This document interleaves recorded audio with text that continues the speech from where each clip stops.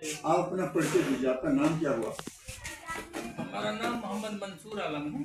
जी आलम साहब, आप किस पंचायत के मुखिया हैं? आप कब से हैं? बहदी बेला पंचायत के मुखिया हैं। जी, ये कौन थाना पड़ता है? घनश्यामपुर थाना में पड़ता है, जिला दरभंगा हो जिला गया। दरभंगा, जी बिहार। सर आप क्या बार से मुखिया बनते आ रहे हम हैं? 2 बार मुखिया बने। अच्छा। पहली बार 2006 में बने, जी और उसके बाद दूसरी बार थोड़ा सा वोट से जी पिछड़ गए, जी तीसरी बार भी थोड़ा सा वोट से पिछड़ गए। जी इस बार फिर जो है बने जी 21 में, जी 2021 में बने। अभी हम मुखिया हैं इस पर। वर्तमान में आप मुखिया हैं। मुखिया जी, अभी फिर इलेक्शन का समय है। बिहार में समझिए कि पूरा चहल पहल है, उथल पुथल है अभी, लेकिन इस बार जो है ऐसा लग रहा है कि हो सकता है कि कुछ बिहार में चेंजिंग भी हो सकता है। यही माहौल दिखाई दे रहा है। कारण मेरा नेशनल चैनल है, हमें लालू जी के भी साथ में थे, कर्पूरी ठाकुर के साथ में थे, राम गुंडा के साथ में थे, जगन्नाथ मिश्रा के साथ थे, सब से हमको संबंध रखा है। फिलहाल अभी क्या माहौल आप देख रहे हैं? आप आरजेडी से जुड़े हुए हैं, लेकिन न्यूट्रल होकर के बात कीजिए कि मान लीजिए इस बार क्या माहौल आपको दिखाई दे रहा है, कैसा लग रहा है, क्या हो रहा है?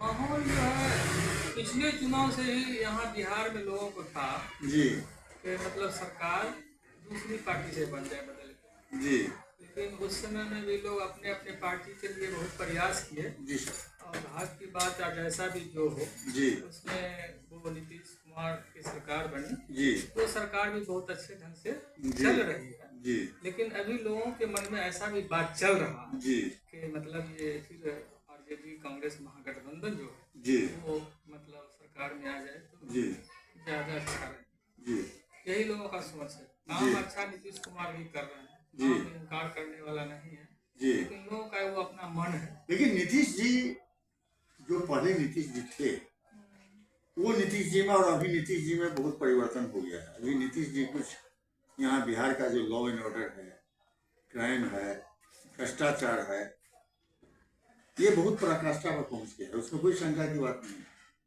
अब क्यों पहुंच गया है, क्यों ऐसा हो रहा है कि आप जहाँ जाइएगा बिना पैसा से कोई काम होने वाला नहीं। तो ये चीज जो है जनता को, यहाँ जनता को राजनीति से ज्यादा इसको चाहिए भोजन, वस्त्र, शिक्षा, स्वास्थ्य, आवास सस्ता हो, सामान सस्ता बिके। और यहाँ गरीब गुरबा मीडियम क्लास के लोग ज्यादा हैं, किसान है, सबके पास उतना पैसा नहीं है। तो महंगाई सबसे चरम सीमा पर है, भ्रष्टाचार है। सरकार मान लीजिए किसी पदाधिकारी को बहाल करता है कि सरकार का सेवक बन के काम करो, लेकिन उसका रिएक्शन उल्टा हो जाता है, वो समझिए कि तानाशाह बन जाता है। अगर अपना आवाज उठाया तो झूठ मूठ केस में फंसा दिया। तो ये सब चीज जो है, ये सब चीज कैसे दूर होगा मुखिया जी, इसके लिए क्या करना पड़ेगा? इसी के लिए पब्लिक के मन में ये बात उठ रहा है बार बार जी कि भ्रष्टाचार है, महंगाई है। जी भ्रष्टाचार में जितने भी मतलब सुधार करने का कोशिश किया जा रहा है, जी जितना भी आदमी को सीट कन्फर्म करके नया सीट बहाली किया जा रहा है, जी उतना ही जो है लोग महंगाई में जी और भ्रष्टाचारी में गुजर रहे हैं। जी पब्लिक के मन में बहुत बात चल रही है। जी सरकार हमने बनाया किस मन से, जी किसी नेता को हमने वोट दिया किस मन से। जी पब्लिक जब पार्टी जीत जाती है जी तो उसकी अपनी मन हो जाती है। जी लेकिन अभी जो बात चल रहा है कि जी। हमको जिताना किसको है, जी कौन आदमी हमारे हित में रह सकेगा, जी और उस आदमी को हम वोट दिया हमारे हित में न रह सका, जी। तो हमको तो उससे नाराजगी होगी। जी मुखिया जी, यहाँ जयप्रकाश बाबू का जब आंदोलन हुआ था, उस टाइम में कर्पूरी ठाकुर, लालू जी, नीतीश जी सब साथी थे, मोदी जी थे, सुशील मोदी, सब एक साथ थे। एक सिद्धांत था, एक बात था, फिर बाइफरकेट सब अलग अलग हो गए। जहाँ तक कर्पूरी जी का बात होता है, ये समझिए कि ऐसा आदमी थे कि उनके पास में 2 धोती, 2 कुर्ता, 2 गमछा। पटना में आज तक न उनको एक गाड़ी हो सका, न एक कहावत है बंगाली कहता है बाड़ी जिसको घर कहते हैं, वो हो सका। रहने के लिए झोपड़ी भी नहीं बना सके वो पटना में। तो ये स्थिति जो है, लेकिन अभी का जो मुखिया से लेकर के, मैं आप पूरा मत मानिएगा, मुखिया हो, नया जनरेशन की बात कर रहा हूँ, मुखिया से लेकर के मुख्यमंत्री तक जो है ये चीज़ है वो कैसे दूर होगा। इसको लिए समझिए कि किस टाइप से होगा, सो बताइए आप। ईमानदार कहाँ से पैदा होगा? जो लोग बनते हैं इसके लिए कानून तो, इसके लिए किसी का सरकार हो, कानून तो इस तरह से बने, कानून इस तरह से बने जी, लेकिन जितना ही कानून बन रहा है जी, उसी हिसाब से लोग जो है रास्ता खोज लेता है। उसमें रास्ता भी खोज लेता है। हम लोग तो पंचायत में मुखिया है, जी, जितना भी कानून बन रहा है जी, तो नीचे से ऊपर तक सब लोग अपना अपना रास्ता खोज। बिल्कुल बिल्कुल बिल्कुल, हम वही चीज जब है। तक आदमी में ईमानदारी नहीं आए, जी जी चाहे कर्पूरी ठाकुर हो, जी, चाहे जयप्रकाश जी, नारायण की बात हो, जी, वो लोग ईमानदार आदमी थे। जी, अब वो चाहते थे कि देश के हित ज्यादा। लाल बहादुर शास्त्री वहीं थे, उसके बाद मेरा अब्दुल कलाम आजाद था राष्ट्रपति, जिसके पास में एक ठो VIP 2 ठो पेंट शर्ट, कुछ नहीं था। वो लोग इस तरह से अपना जिंदगी गुजारे। नाम आज ले रहे हैं, नाम ले रहे हैं उन लोगों का, नाम अजय अमर।